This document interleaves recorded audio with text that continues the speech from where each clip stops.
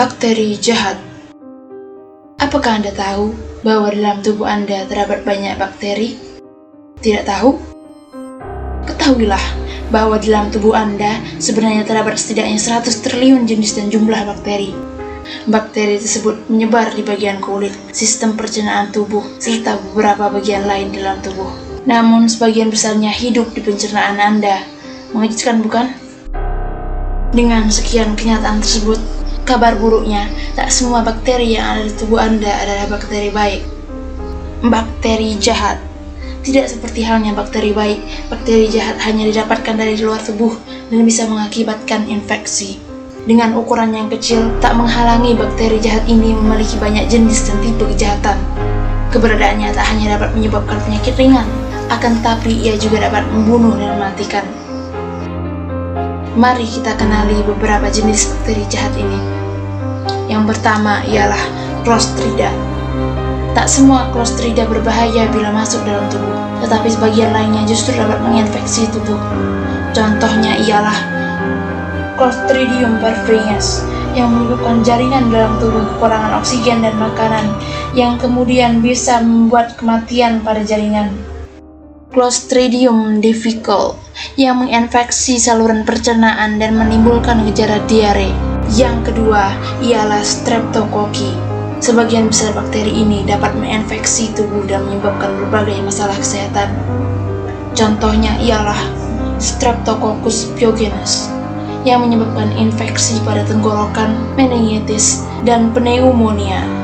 Lalu, Streptococcus clostridia yang dapat mengakibatkan infeksi kulit dan berbagai jaringan mati. Yang ketiga, Staphylococcus. Staphylococcus dapat mengakibatkan infeksi kulit, yakni bisul, absces, dan pustula. Selain itu, ia juga dapat menginfeksi tulang, sendi, dan luka terbuka. Yang keempat, Listeria monocytogenes. Listeria menyebar melalui makanan yang terkontaminasi. Bakteri ini, bila menyerang ibu hamil, ia dapat menginfeksi kandungannya. Yang kelima, Bacilli. Bacilli atau basil tersebar di air dan tanah, yang kemudian disebarkan melalui serangga. Beberapa jenis basil ini dapat menyebabkan keracunan makanan, contohnya antraks, menginfeksi luka terbuka pada kulit. Selain itu semua, masih banyak lagi jenis bakteri jahat lainnya yang menyerang tubuh manusia. Setelah mengetahui macam jenisnya, berikut adalah cara-cara bakteri ini menyebar. Terakhir, bagaimana cara bakteri jahat ini menyebabkan penyakit? Untuk mengetahui cara bakteri menyebabkan penyakit, biasanya dokter akan melihat sampel darah, air kencing, dan cairan lainnya di bawah mikroskop, atau mengirimkan sampel ini ke laboratorium untuk mendapatkan lebih banyak tes.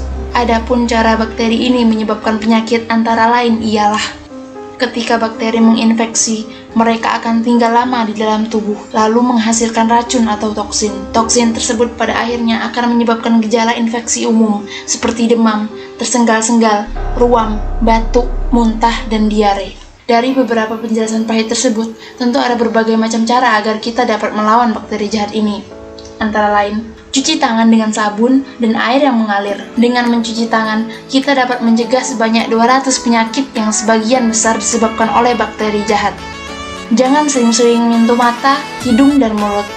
Makanan harus dimasak atau didinginkan secepat mungkin. Sayuran dan daging harus disimpan terpisah dan disiapkan talenan terpisah. Bila ingin memakan daging, masaklah hingga benar-benar matang. Yang terakhir ialah menggunakan kondom saat melakukan hubungan, dan lain-lain. Sekian dari saya, Devi Mauldia. Terima kasih dan sampai jumpa.